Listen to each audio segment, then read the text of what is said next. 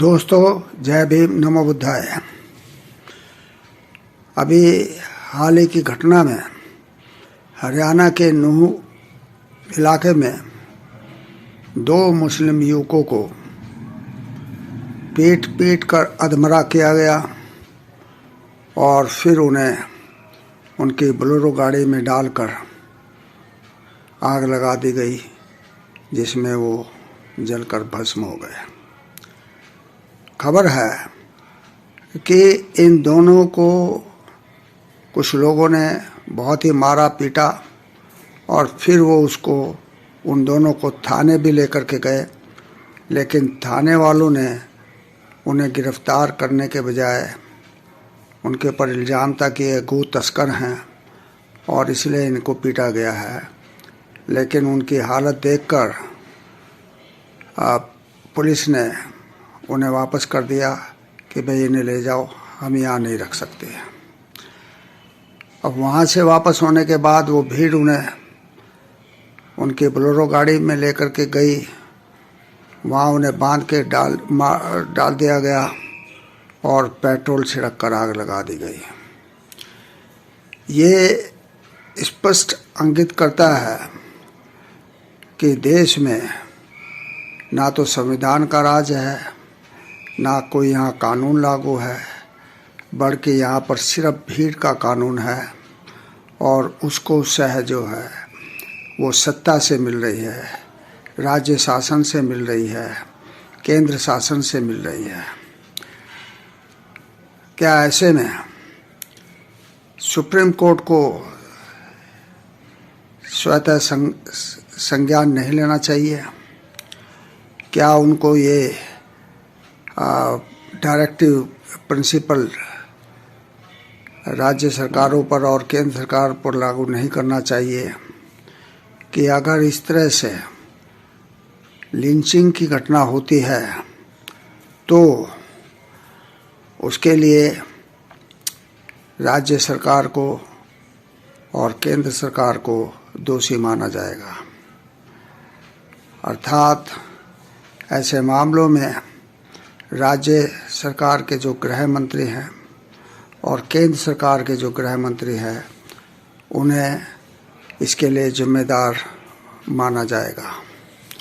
अगर ऐसा होता है तो इस तरह की घटनाएं स्वतः ही बंद हो जाएंगी।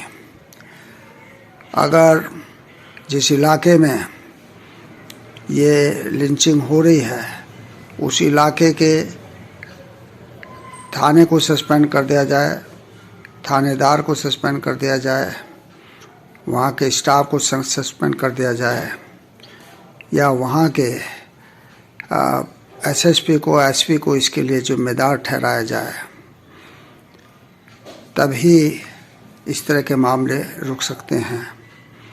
जब तक सुप्रीम कोर्ट कानून का शासन देश में लागू नहीं करती है, क्योंकि ये सुप्रीम कोर्ट की जिम्मेदारी है कि वह संविधान को लागू करे, संविधान के अनुसार देश चले, शासन चले।